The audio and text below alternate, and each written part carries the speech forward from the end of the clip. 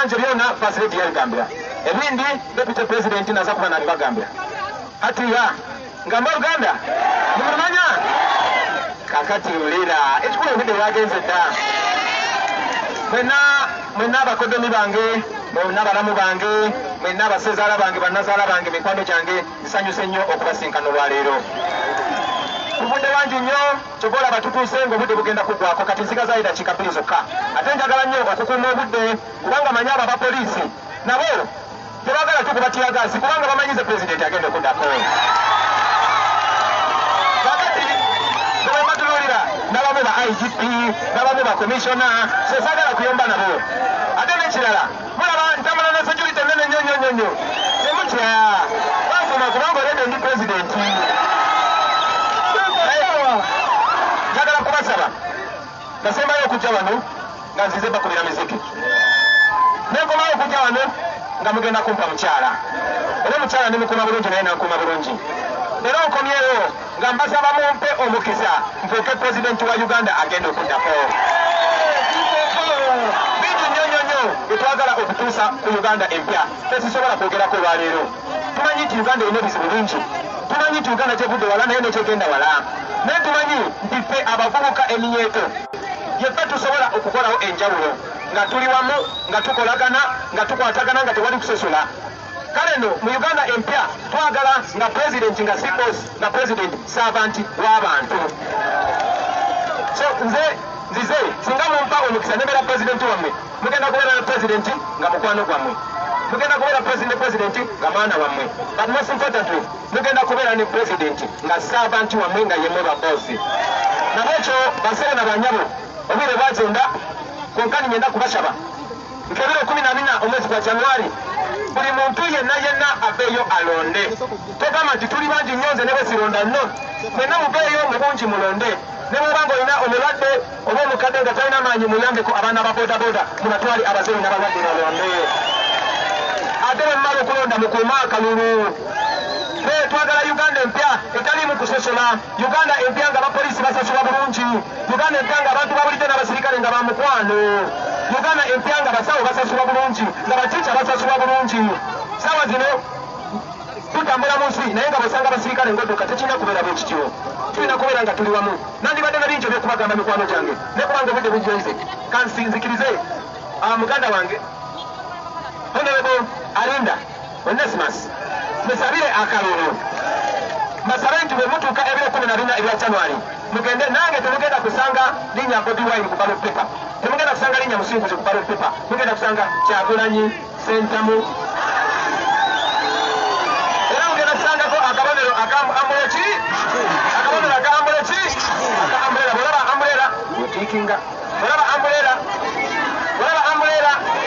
bolaba pesi ya Onesimus bolaba pesi ya Onesimus kakati njagala kukomawo wano emuhanga njagala kukomawo mu Western Uganda nga siri just Bobi Wine nga siri just Muko naye nga ndi pulezidenti wa Uganda ate ebirala nawe mbagambe madamu deputy ajja bibabulira ne madamu pasiledi ajja bibabulira naye era mugenda kubeera ne pasiledi ng'ava wano etemukitegeera people power Onesimus namusa abantu 12 bigambo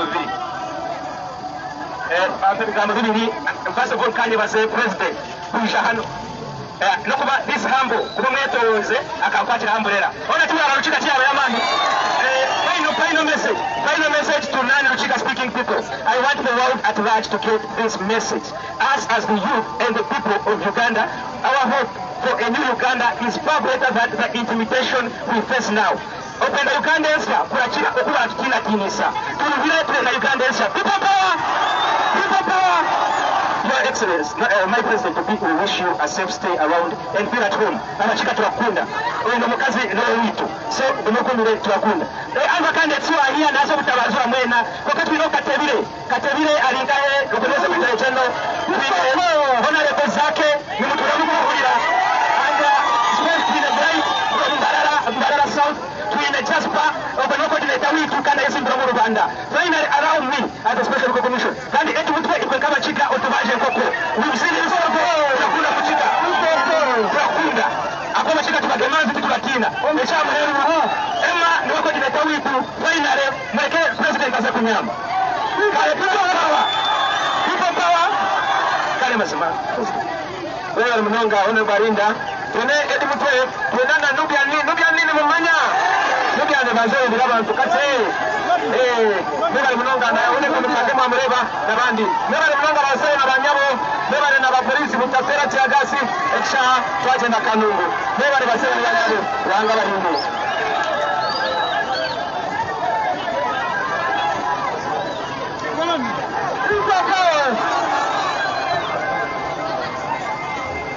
Njagala okubebaza live mwena abali ku Ijuliro TV wano Rukiga ebigambo by'omukulembeze mubiwuliriza bulungi nga nnyonnyola ensonga ezimu ezenkulu zagenda okukolako ng'ayingidde mu buyinza basebo ne banyabo. Njagala okwebaza mwena ekyamanga bwe tugenda batwaniriza batulaga omukwano embeera gye mulaba ku Ijuliro TV wetuga okubaweereza basebo ne banyabo live ku Ijuliro TV wetuga okubaweereza embeera yonna nga bwegenda maaso mwena basebo ne banyabo. This is the Ijuliro TV. Bino bye tukola live ku Ijuliro TV. Embeera bwetyo bweri. Embeera bwetyo bweri.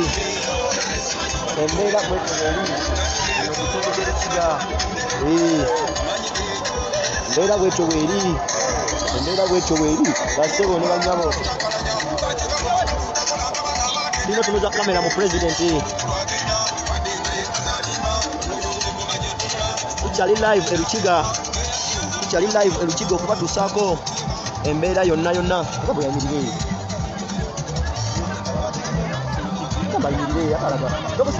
oyo. Tukyali live Rukiga obudde bonna omukulembeze Robert Kyagulanyi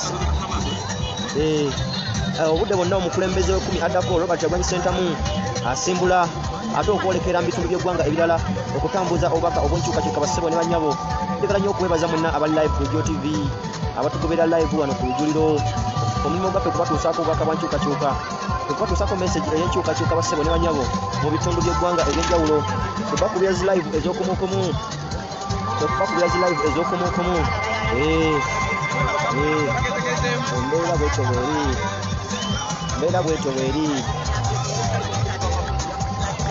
Embeera bwetyo bweri wewe natugoberera.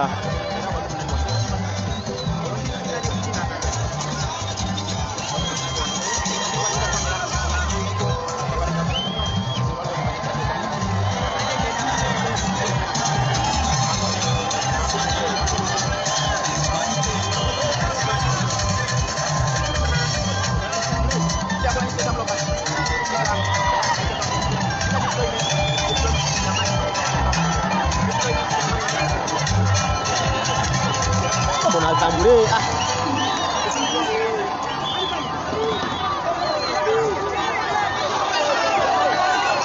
omusajja yebaka nnyo.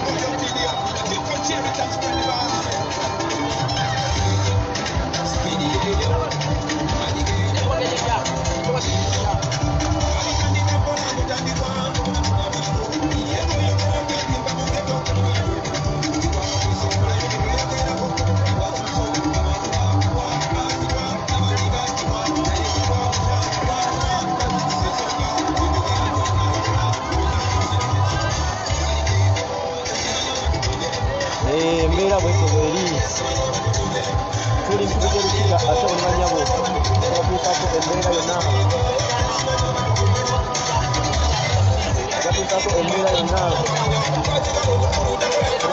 embeera yonna nga bwegenda maaso tugambye poliisi yafudde ekirala yala okubasaba mwenna basebe Banyabo okuwagira Oluguliro TV. Our brothers and sisters, let us support Oluguliro TV. Let us support Oluguliro TV. Let us support Oluguliro TV.